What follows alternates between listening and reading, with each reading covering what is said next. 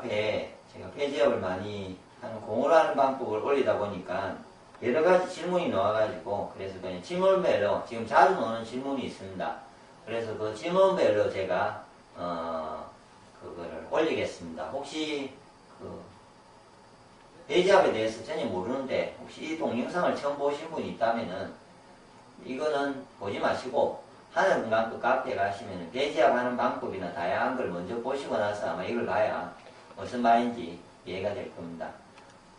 일단은 제일 처음에 가장 많이 오는 질문이 폐지압이 어디에 좋냐고 이렇게 말을 하는데요. 폐지압은요, 다른 어떤 제가 아는 모든 방법보다 기혈순환에 가장 좋습니다. 특히 기순환이죠. 동양에서 말하는 뭐가 기가 가다 막혔어. 내가 합병을 입었어. 그럴 때 가장 좋다는 거죠. 이럴 때는 바로 그날 효과를 볼 겁니다. 어떤 때냐면요.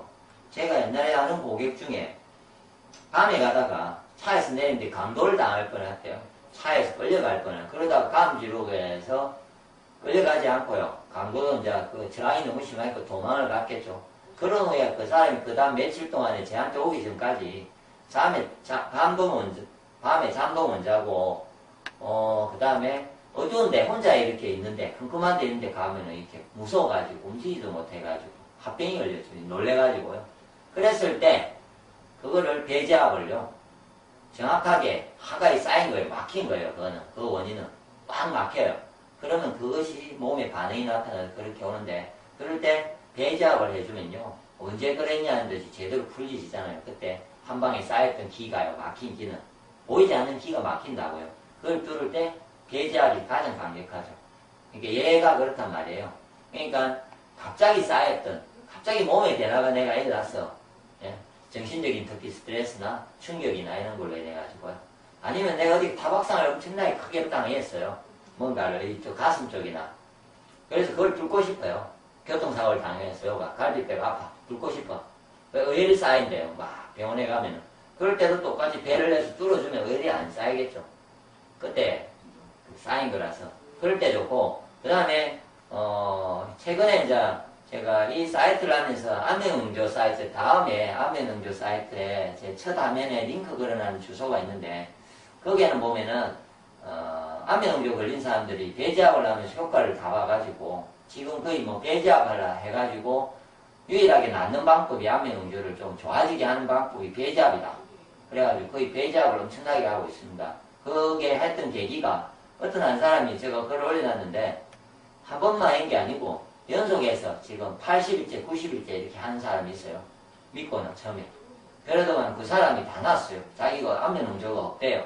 그렇게 별 방법을 다 했는데 그거는 이렇게 수선화강이 안 돼가지고 열이 뜨거운 게 열 위에 있고 찬기는 아래에 있고 이런 몸의 변화로 인해서 그런 분리가 일어난 거예요. 그래서 너무 열이 많아서 안면응조 항상 벌겠는데 폐지압을 하면서 몸 전체에 기가 잘 통하면서 열의 균형이 맞죠. 열이 전 몸 전체로 골고루 퍼지다 보니까 이렇게 안 올라오고 그리고 합병이나 이런 걸로 인해서 생겼던 부분이든지 그런 모든 것이 다 나아진 거고 그 다음에 경련기라고 얼굴이 항상 달아오르고 뭐가 차만 먹든지 이래도 얼굴이 달아오른다든지 예, 그런 부신 분도 제가 보기에 폐지압을 해보시면요 얼굴에 달아오른다든지 이런 느낌도 없을 거고 뭐 뒷골이 땡겨서 달아오른다든지 하여튼 여러가지 방법에서 아마 제가 보기에 일단 기혈을 뚫는 데는 가장 좋습니다.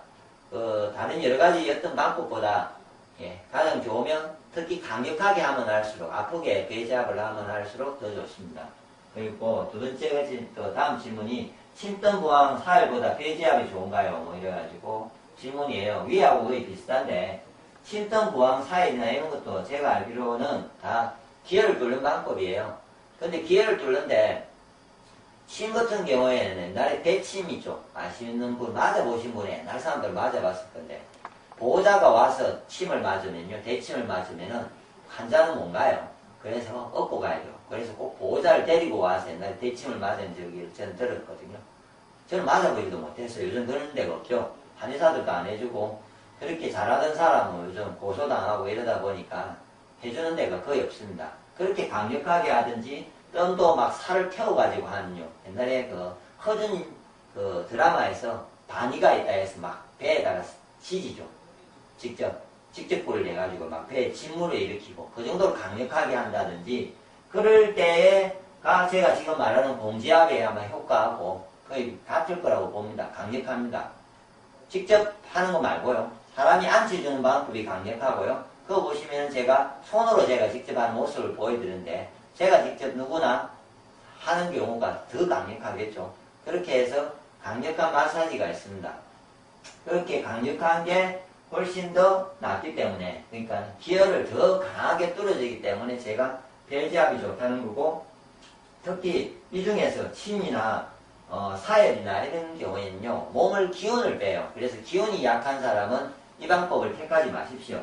본인이 기운이 없는 경우에는 기운을 좋게 하기 위해서 노력을 해야 되는데 이 방법을 택하시면 안 됩니다.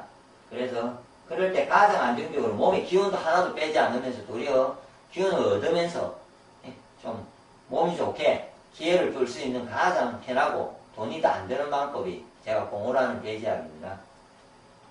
그리고 언제 얼마나 하면 좋은가요? 이렇게 돼 있는데 언제라는 부분은 배를 일단 하면은 특히 이제 밥을 먹고 나서 소화가 안 되고 있으면요 배지압하기가 힘듭니다. 그래서 일단 속이 비릴 때 하는 게 가장 편하겠죠. 속이 비을 때. 그런데 단 내가 먹고 얹혔어요. 그럼 속이 불편해요. 그럼 어떻게 해야 돼요? 얹혔다는 게 기가 막혔잖아요. 그때는 또 해야 되겠죠. 그러니까 특별한 꼭 정해진 건 없는데 불편할 때는 그걸 뚫기 위해서 하셔야 돼요. 얹혔을 때는. 그런데 내가 얹힌 것도 아니고 보편적으로 쉽게 편하게 좀 제대로 하시고 싶다면은 속이 비었을 때 아침에 일어날 때 한다든지 저녁에 속이 좀 비었고 한 6시나 7시에 밥을 먹고 한 10시나 11시나 좀 속이 비었을 때 천천히 해주는 게 낫고요.